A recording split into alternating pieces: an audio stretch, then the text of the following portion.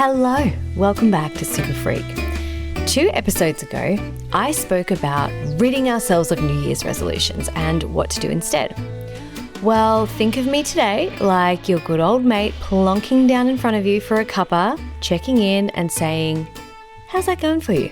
Like really, how's that letting go of New Year's resolutions stuff going for you? Have you already forgot about your New Year's resolutions? Because if so, you would be one of the huge percentage of people who has already done that. Did you get caught up in the endless scroll of Instagram or the hectic energy of the start of the year and forget altogether that you were going to let go of your New Year's resolution that you probably weren't going to keep anyway? Did you hit the ground running? If you took holidays, do your holidays feel really far away now already and you've already kind of gotten back to that grind? Maybe you're still in the humdrum of January because it's the school holidays. If that's you, good. This episode is for you if, like many, you're starting off a new year and you can't help but really feel like you want to start it differently, but you don't exactly know how, and it's already started, and you feel like a stretchy piece of cheese caught swinging between the edge of your bread that you're melted onto and the teeth you're being chewed by. Today, I'm going to play with your thinking a little. We majorly overestimate what we can do in a year. We majorly underestimate what we can do in 5 years. That's Gates' law, although it's not really like a law because he didn't make a law. It's more like an observation. Anyway, think about where you were 5 years ago. You probably couldn't have predicted necessarily that you were going to be able to be where you are today. There would be things that have happened that you never saw coming. So we overestimate what we can do in a year, we underestimate what we can do in 5, yet we also majorly overestimate what we can do in 6 months and underestimate what we can do in just 90 days. Why is that?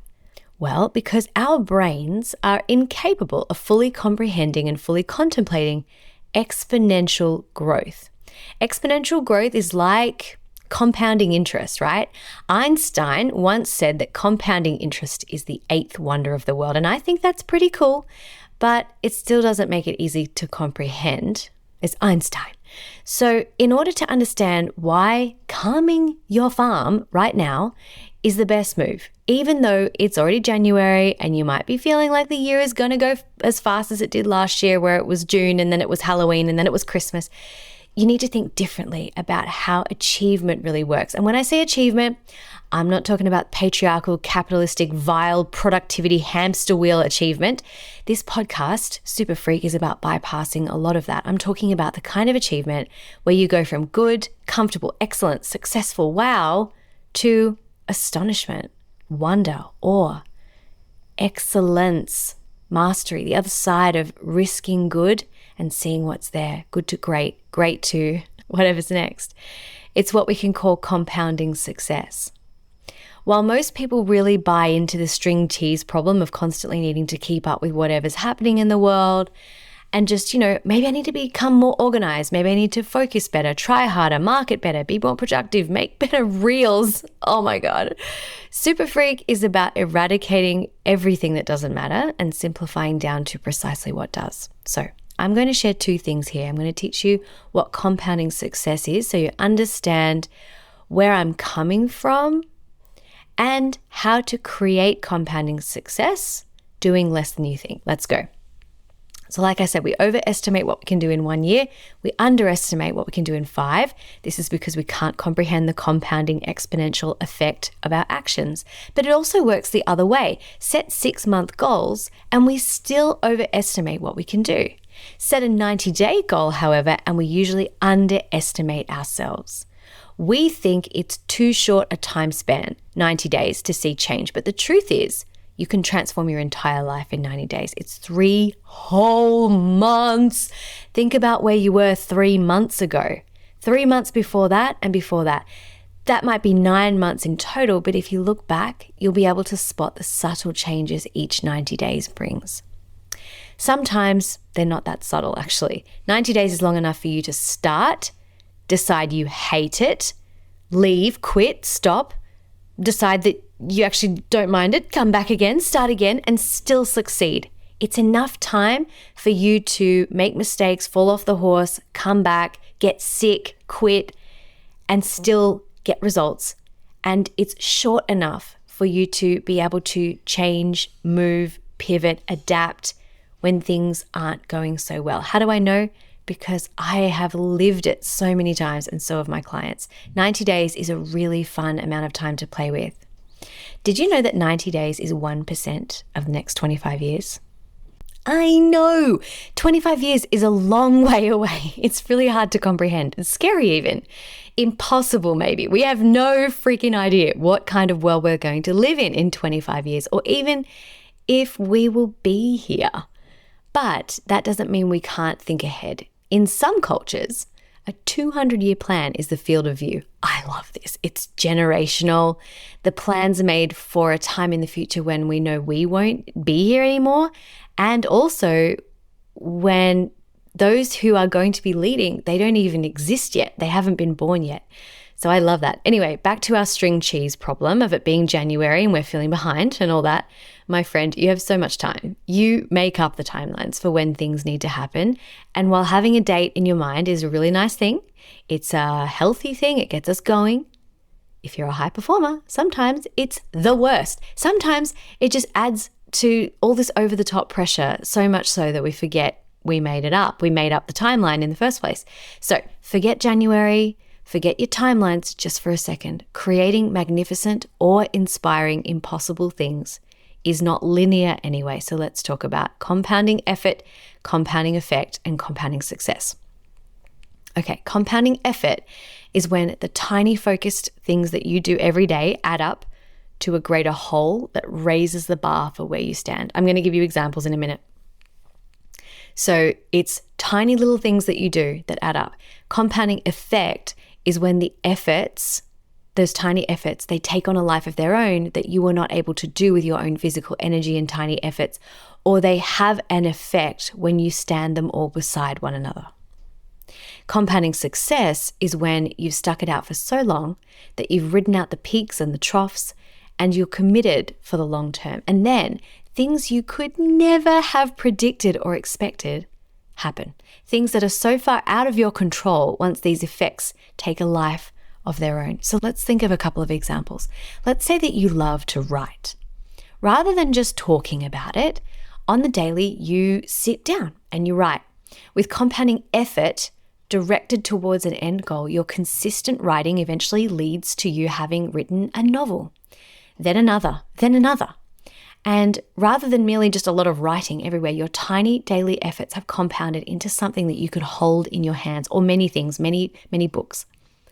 Then one day you're on your way home, you're waiting for a late train, and an idea comes to you for a fantasy fiction. You start it. It's a big, clear idea, and with your efforts already sustained in writing novels and publishing them, this one's pretty easy. It gets picked up by a publisher. It's a mega hit. The compounding effect is you're asked to write another, and then another, and then another. The compounding effect is you've already written a few of them, and because of that, you were already established as an author. It was easy for the publisher to say, let's do this one. Each novel you builds on the last. The publishers keep wanting to publish the next one and the next one. You build a global following and a fan base for the writing you've created. It's not easy. It's tough to keep up the good, consistent work, but you do it. The compounding success comes when movie producers contact you to pitch their idea to turn your books into a series of movies. You agree.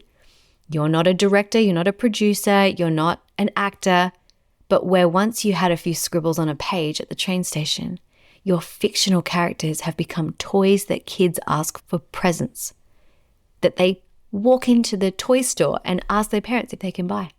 Something that once did not exist, like this whole movie series, something that was once not even a concept for a movie, something built on by writing a habit, opened up an idea at a train station. Now, while this story might sound really wild, it's not impossible. In fact, if you know the Harry Potter movies, this is what happened for J.K. Rowling, the author. Let's think of another example now. Let's say you want to start a new business as a Pilates instructor. You have a huge dream, so it feels impossible and it almost scares you to start your own business, to walk away from a solid 9-to-5 career in marketing. And it's scary, but regardless, every day You wake up and you get to work. You start small, you start slow, you start by teaching. Every day you show up to the task of two things: creating clients for your work and doing great work with your clients to give them the results they crave through doing Pilates with you. Slowly but surely, you develop a solid customer base. Those customers tell their friends about you. They love your classes, regular classes that people can attend, a name that people say when someone local is looking for Pilates. When your clients work with you, they don't know why, but you have that certain je ne sais quoi, and they feel a certain way when they work with you. Your compounding effort has now created a brand. Over time, your efforts have built a business and a brand that people know and trust. Soon enough, you have so many Pilates students, people are asking you for more ways they can do Pilates with you. They want more. So you start to take on some new teachers to teach more classes, people who teach just like you, for you. You end up opening another studio. And because you're committed to taking care of your clients, you find ways that you can help them keep a practice at home, and you start filming your Pilates methods and putting it online for them. A pandemic hits. All your classes have to stop. But because you're already sharing your Pilates classes online, it's an easy transition to set all your clients up with a practice at home using what you already have online and by adding a little bit more, maybe adding some products. Because of your commitment to serving your clients and the compounding effect that that has had, you make it so beautiful, people are sharing it, and people from around the world start to find it because it's online. The compounding success comes when the media wants to share what you're doing. Your business has gone from a tiny studio to a cult online following of people all around the world. You sell extra classes, equipment, you have tailored programs for different people, you have all kinds of different resources for people. And now what exists is a global community, something that could never have existed before, but merely following on your compounded effort and seeing what comes next. Now again, this might seem far-fetched, but it is not far from what happened to Kirsten King from Fluid Form Pilates in Sydney. Fluid Form is an incredibly beautiful Pilates community where people can train online, purchase products, they can franchise a Pilates studio, they can learn to be a Pilates instructor. It's just become incredible and huge in a short space of time, all from this one person deciding to quit their job and start something and see what happens, right? The biggest things are created from consistent tiny actions that compound and create an effect that waxes and wanes and rises and falls like the tide, but over time it leaves a mark. Something is created that was once impossible without all those consistent tiny actions towards what matters. My friend, please let go of time the way that you've been doing it up until now. Stop trying to reverse engineer magic and instead compound forward. The ways that we are taught to do productivity and achievement are so backwards. It's about picking something and then trying to fill in the gaps by reverse engineering it, which is okay if it's something really, really doable. But if it's something that is freaky, right? Really, really cool, you can't really predict how it's going to come about. That's where people get stumped and then they don't even get started.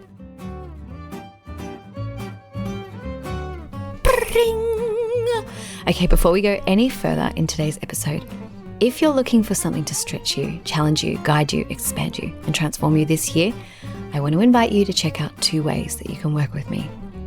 If you would like to receive coaching from me this year, there are lots of ways you can do it. Reach out if you'd like a tailored program. But if you'd like the support to keep you focused on what's important, guide you through setbacks, and train you to think exponentially when it comes to achieving the things you want and outthinking your problems, like my client who has 3x'd her company's turnover in the last 6 months, I invite you to check out the Fierce Salon. This is a coaching experience I've hosted for 7 years now, which trains my clients to accelerate their results for the rest of their lives. If you're someone who is curious about how to coach, the thinking underneath what I'm saying, and you'd like to be able to do that with others, there's still time and space to join us for Be Your Own Coach, my NLP Immersive in 2023. I'll pop the links in the show notes below. Let's get back to the episode.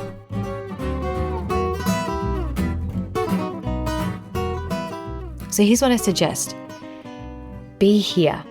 Do what you know you can do right now in this moment. There will be so many things that are outside of your control, so many things you can't afford or don't have the time, energy, or resources to make happen, or knowledge.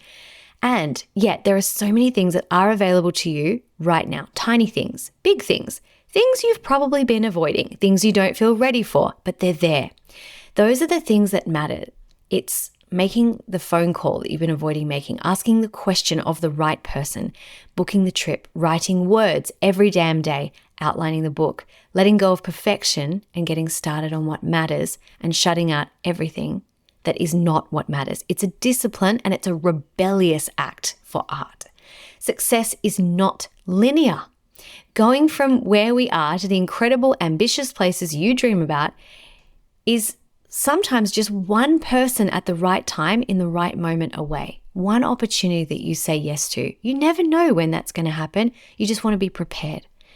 So really, you're so much closer to everything you want than you can possibly imagine. And the more you can be present and compound your efforts forward, instead of trying to reverse engineer it, which is kind of manipulative when it comes to networking and things like that, the closer you are to making it happen, the more you draw things towards you when you're simply putting in what you know makes a difference. And yet, we undermine ourselves by allowing the distraction of trying to make it happen to get in the way of what's important.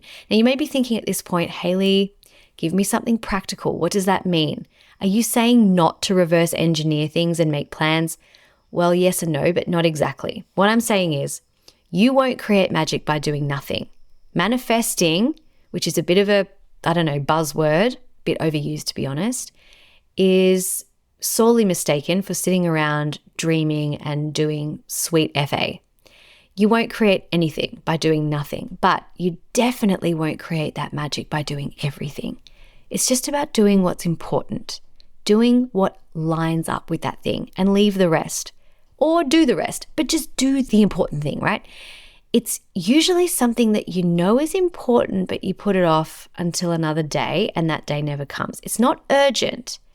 It's not comfortable, and it's exactly what you need to be focusing on. It's, for example, finally learning to invest. Let's say you want to learn to invest, but you don't even know how. Finally borrowing a book and reading it and putting it into action, making your first trade.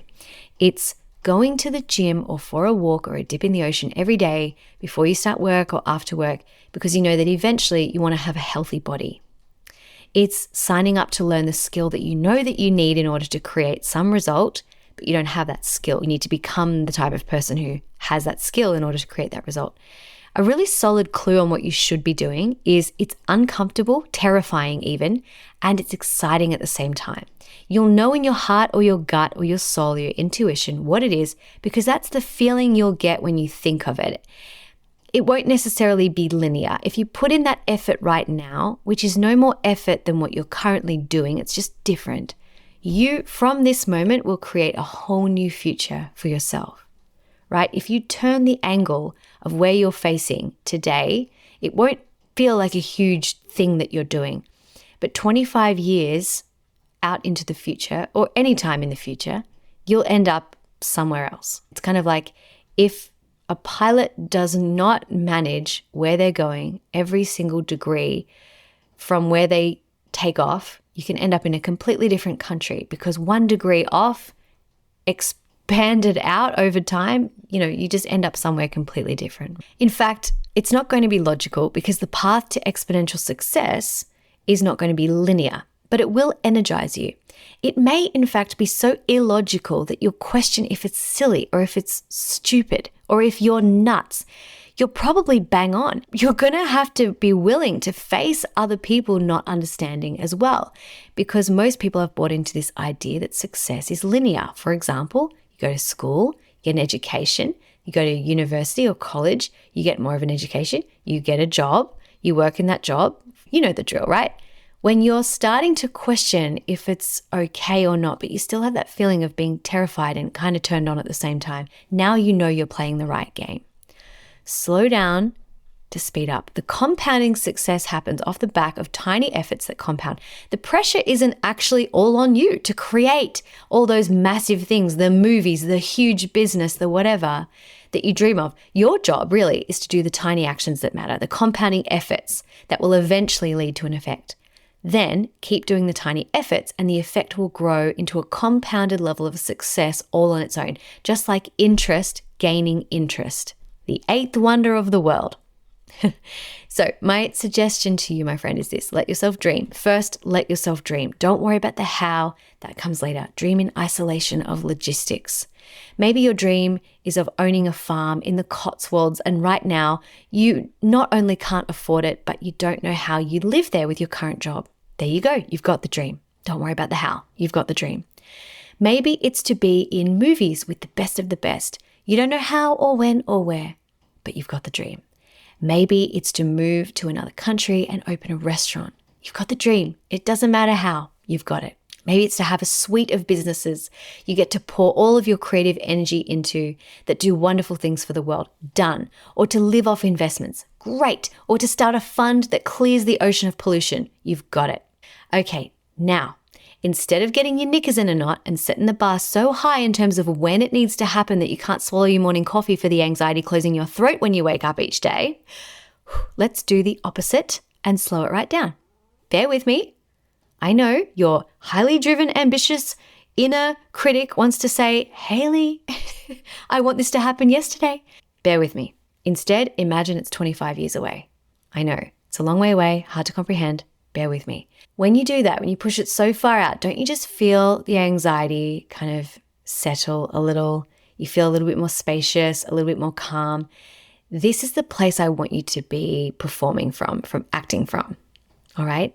Instead of getting your knickers in a knot, know that every 90 days is 1% of 25 years. Imagine that this goal is 25 years away, and then ask yourself, what's 1% of that dream? What can I implement in the next 90 days? That's just 1% of that. Then, around all the other stuff, real life stuff that we are responsible for and passionate about and committed to, make sure that you're putting in whatever that 1% effort is first. You majorly underestimate what you can do in 90 days when your focus is on the right thing. Watch your world transform, okay? So you have so much time, breathe, but don't just think about it, do something. Once you've listened to this episode, I want you to reach out to me and tell me what your 1% is. Remember, we're not focusing on the how. We're going all the way out. We're connecting to the dream. And we're going, okay, what is the one thing that's within my power right now? 1%. When I first did this, the dream I wanted to create was actually the house that I live in right now. It was a 25-year dream because I made it a 3-month dream and made myself really anxious, and I started pushing, and I didn't like it. But also, I was trying to create impossible things. I didn't have savings for it. I had no idea how I'd be able to afford it, but I thought if I just work really hard, I can make it happen. And I was worried because even though I knew that I had to push it out further and set it up to be a 25-year dream, I didn't know how I'd be able to afford it if it took me all that time to save for it, because properties go up in value in that time. It felt impossible for so many reasons. But anyway, I did it. One problem that was in the way was when we went to the bank to do a financial health check, our mortgage broker told us that because I was trading as a sole trader in my business, they really couldn't use my income as part of the loan application.